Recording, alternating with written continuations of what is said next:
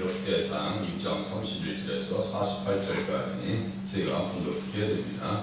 언약궤가 평안을 얻었을 때 다윗이 여호와의 성전에서 찬송하는 직분을 맡긴 자들은 아래와 같았더라. 솔로몬이 예루살렘에서 여호와의 성전을 세울 때까지 그들이 힐막 앞에서 찬송하는 일을 행하되 그 계열대로 직무를 행하였더라. 직무를 행하는 자와 그의 아들들은 이러하니 그아세 자손 중에 헤만은 찬송하는 자라. 그는 요엘의 아들이요 요엘은 사무엘의 아들이요 사무엘은 엘가나의 아들이요 엘가나는 여로암의 아들이요 여로암은 엘비엘의 아들이요 엘비엘은 도아의 아들이요 도아는 숲의 아들이요 숲은 엘가나의 아들이요 엘가나는 마앗의 아들이요 마앗은 아마스의 아들이요 아마스는 엘가나의 아들이요 엘가나는 요엘의 아들이요 요엘은 아사랴의 아들이요 아사랴는 스바냐의 아들이요 스바냐는 다앗의 아들이요 다앗은 아스의 아들이요 아스는 에비아삽의 아들이요 에비아삽은 고라의 아들이요 고라는 이스라의 아들이요 이스라엘은 그앗의 아들이요 그앗은 레이의 아들이요 레이는 이스라엘의 아들이라.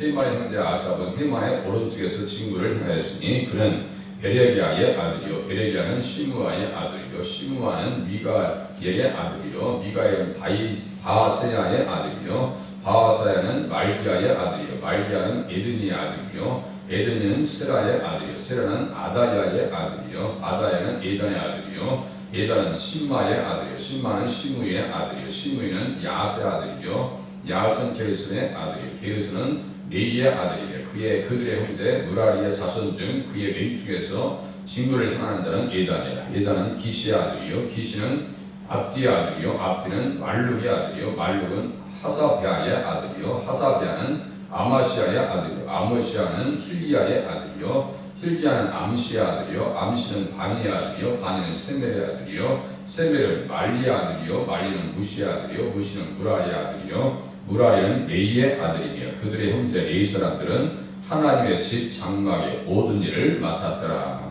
아멘. 이제 레이 사람들이 찬양대원의 역할을 감당하는 것을 볼 수가 있습니다.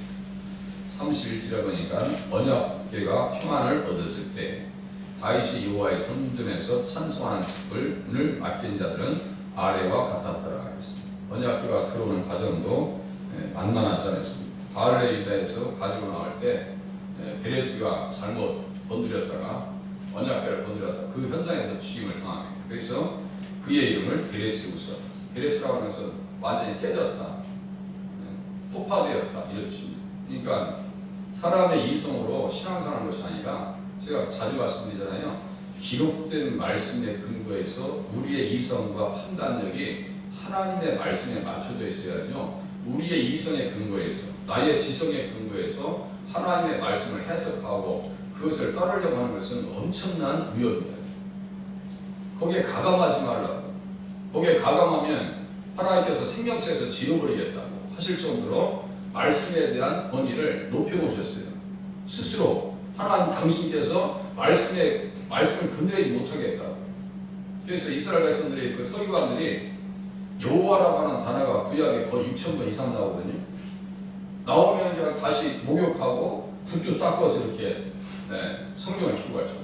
그만큼 하나님의 말씀을 경외하면서 기록되어 준 것이기 때문에 하나님의 말씀은 우리들도 어떠한 자세요? 서기관들이 붓굿으로 기록하듯이 한 말씀 한 말씀을 깊이 되새기면서 신앙생활을 해야 한다는 거예요. 언약궤가 평안을 얻었을 때 거기에 또 두 번째 사건이 나옵니다. 두 번째 또 레위 사람들이 가서 언약궤를 내고 나오잖아요. 거기에 보면은 미갈이라고 하는 여인, 다윗의 첫 번째 부인 아니에요? 정신 아니에요? 그래서 언약궤가 들어올 때 찬양하고 영광 돌리고 온몸을 다해서 마음을 다해서 하나님 앞에 찬양합니다. 그래서 여호와 앞에서 다윗이 힘을 다하여 춤을 추는데 그때 다윗이 배옷을 입었더라. 좀 허스름했나 봐요. 그러니까 보기에 좀 볼상사나하고 그러니까 미갈이 다윗성으로 들어올 때 사울의 딸 미갈이 창으로 내다보다가 다윗이 여호와 앞에서 뛰놀며 춤추는 것을 보고 심중에 그를 업신여겼다. 이스라엘 백성들을 축복하고 돌아올 때 얼마나 충만했겠어요. 집에 들어와서 집에 사람들도 이제 축복하려고 들어왔는데 미갈이 뭐라고 합니까? 그러니까 방탕한 자가 이스라엘 왕이 오늘 어떻게 여호와로신지 방탕한 자가 자기 염치 없이 자기의 몸을 드러내는 것처럼 오늘 그의 신복의 계집종의 눈앞에서 몸을 드러내셨도다. 이렇게 다윗을 책망합니다. 다윗이 뭐라고 했어요? 내가 찬양하고 영광되는 것은 하나님 앞에 한 것이다. 하나님 앞에 한 것이다. 그가 내 아버지와 그의 온 집을 버리시고 나를 택하사 나를 여호와의 백성 이스라엘의 주권자로 삼으셨으니 역대상 5장이요. 주권자로 삼으셨으니 내가 여호와 앞에서 뛰놀리라. 찬양은 그렇게 하는 거예요. 온몸과 마음과 뜻을 다해서 찬양하는 겁니다. 뛰놀리라. 내가 이보다 더 낮아져서 스스로 철학에 볼지라도 내가 말한 바 계집종에게는 내가 높임을 받으리라. 계집종들은 영적인 사람들이고 미가는 어떤 사람이에요? 육적인 사람이에요. 그러니까 그 자리에서 또 갈라집니다. 그래서 어떻게 돼요? 사울의 딸 미갈이 죽는 날까지 그에게 자식이 없으니까. 찬양하는 것을 보면서 인간적으로 생각하고 업신적인 것은 되게 어리석은 거란 말이에요. 제가 신학대학 갔을 때 어떤 전도사님께서 찬양을 하시는데 남자가 율동하기가 쉽지 않잖아요. 온몸으로 다 율동하는데 대체 그참 되게 이상하더라고요. 좀 낯설더라고요. 그런데 정말 믿음을 하는데요. 그 얼굴에서 기쁨이 솟아나와요. 참 그 믿음도 대단하시다. 제가 찬양할 때 율동하면 그 율동이 되겠어요? 이 남자분들도 율동할 때 그렇게 아름답더라고요. 찬양은 어떻게 하는 것인가? 에베소서 5장에 있는 구약과 신약은 같아요. 에베소서 5장 18절 제가 읽어드릴게요. 술 취하지 말라. 이는 방탕한 것이니 오직 성령으로 충만함을 받으라. 시와 찬송과 신령한 노래들로. 그러니까 찬송의 내용은 그 안에 뭐가 들어가 있어요? 시가 들어갔네요. 시가 들어갔어요. 그 시는 뭘까요? 시편입니다. 다윗의 시편이에요. 시와 찬송과 신령한 노래들로 서로 화답하며 너희 마음으로 주께 노래하며 찬송해라. 이렇게 요구하고 있습니다. 골로새서 3장에도 똑같은 말씀합니다. 너희는 또한 감사하는 자가 되라. 찬양의 주제는 뭐예요? 감사. 찬양의 대상은 누구예요? 예수님. 한번 찬송가를 구구절절 한번 부르실 때마다 내용을 살펴보세요. 다 예수님께 향한 거예요. 예수님과 관계된 찬양이에요. 그렇게 사실상 설교도 해야 되거든요. 가만히 보세요. 다 예수님과 직접적으로 관련되어 있어요. 그래서 얘기합니다. 그리스도의 말씀이 너희 속에 품성이 거하여야 된다. 그리스도의 말씀이 너희 속에 품성이 거하여 모든 지혜로 피차 가르치며 권면하고 시와 찬송과 신령한 노래를 부르며 감사하는 마음으로 하나님을 찬양하라. 이게 또 뭐가 들어가요? 시와 또 신령한 노래를 부르며.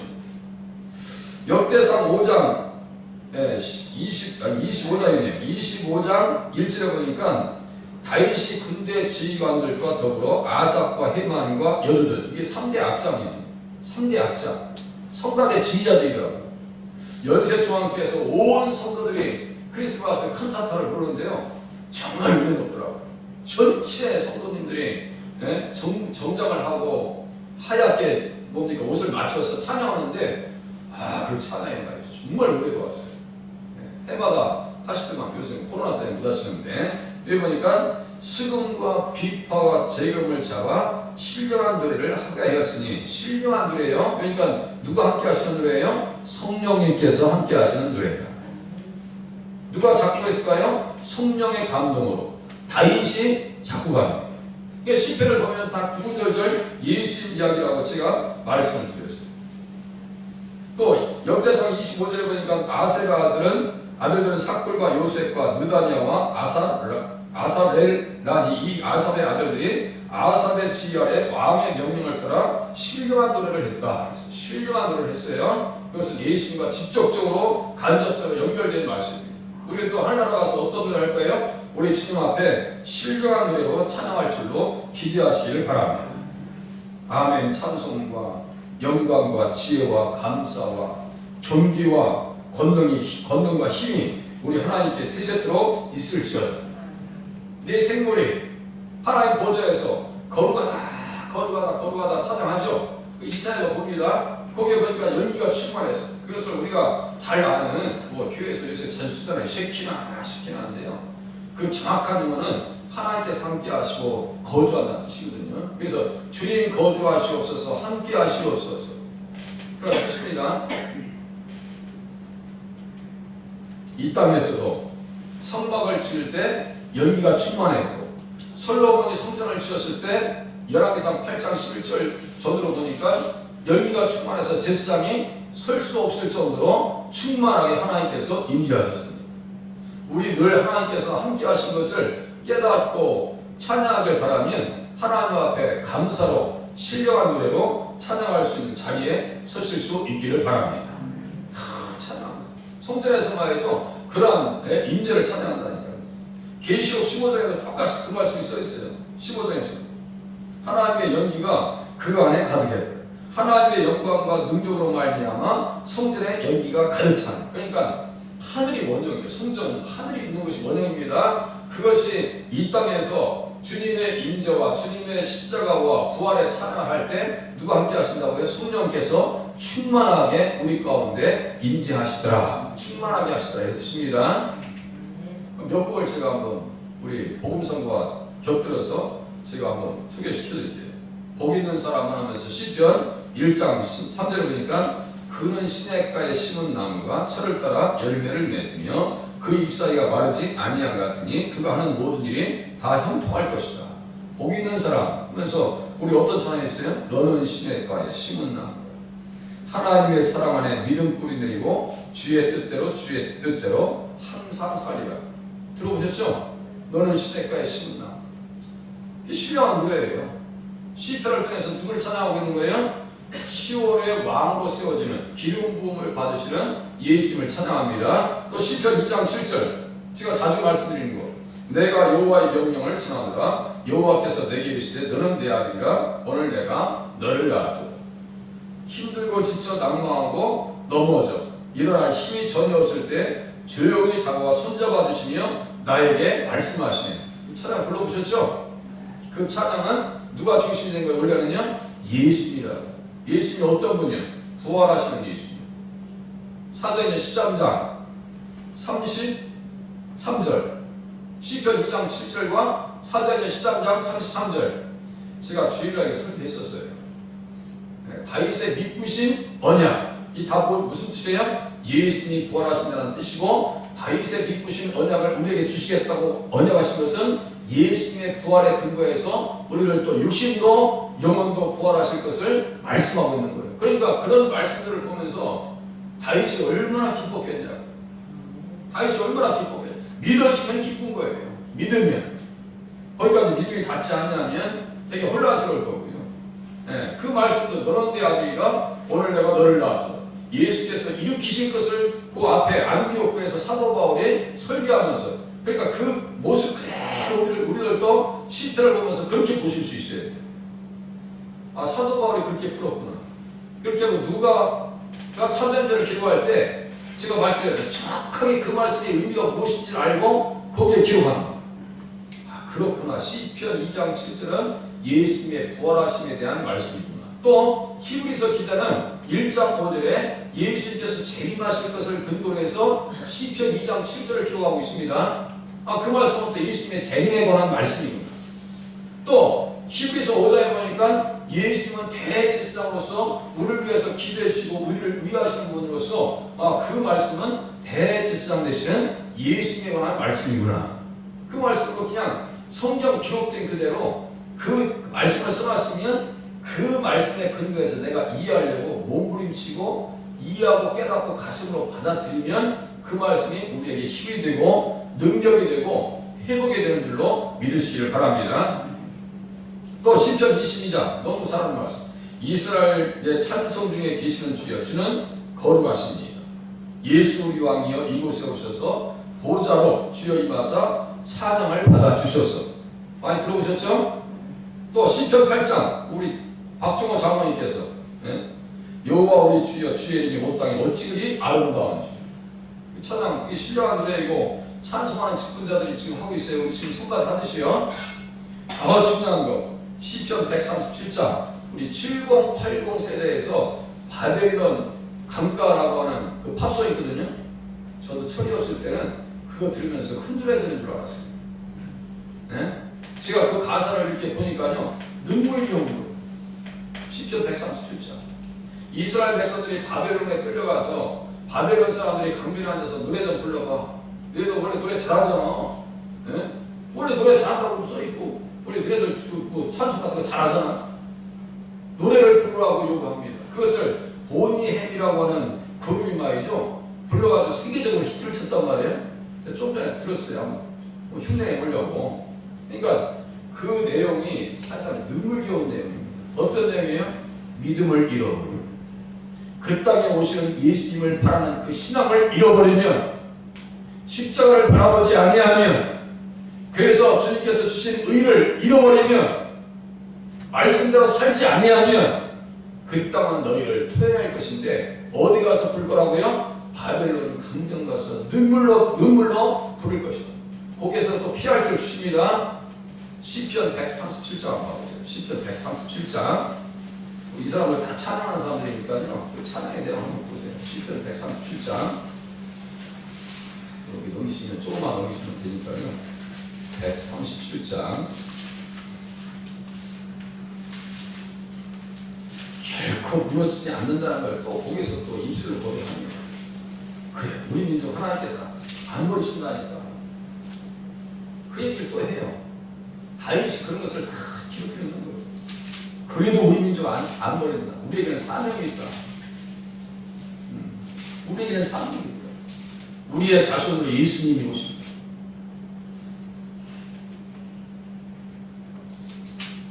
우리가 바벨론의 여러 강년 거기 앉아서 시온을 기억하며 울었어요. 왜 울었어요? 다 멸망하고 파괴되고 불타고 쫓겨나고 1500km를 걸어서 이국 땅에 끌려가고 있는 그들의 모습 생각해보세요. 그 중에 버드나무에 우리가 우리의 수금을 걸었나니 이는 우리를 사로잡은 자가 거기서 우리에게 노래를 칭하여 우리를 황폐하게 한 자가 기쁨을 청하고 자기들을 위하여 시온의 노래 중 하나를 노래하라 함이로라. 어떻게 우리가 여호와의 노래를 이방 땅에서 부를까? 이영만리에서 예루살렘아 내가 너를 잊을진대 내 오른손이 그의 재주를 잊을지어다. 내가 예루살렘을 기억하지 아니하거나 내가 가장 즐거워하는 것보다 더 즐거워하지 아니할진대 내 혀가 내 이천장에 붙을지어다.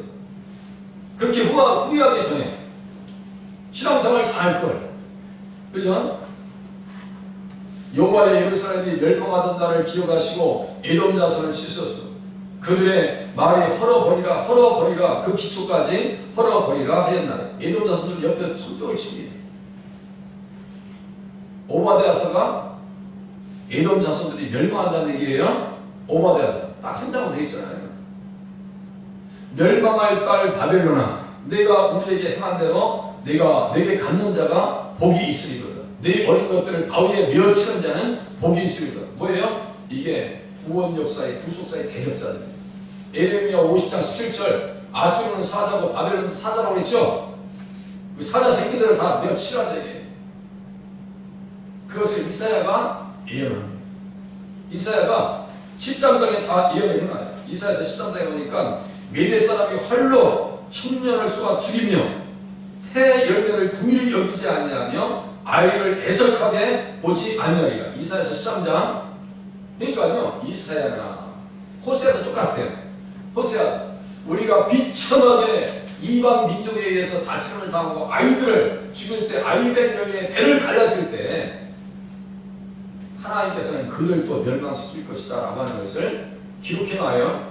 그렇게 하면서 호세아서 그 기록하면서 이스라엘 백성들의 비참한 멸망을 보면서 피할 길을 줍니다. 그게 뭐냐면요, 복음입니다.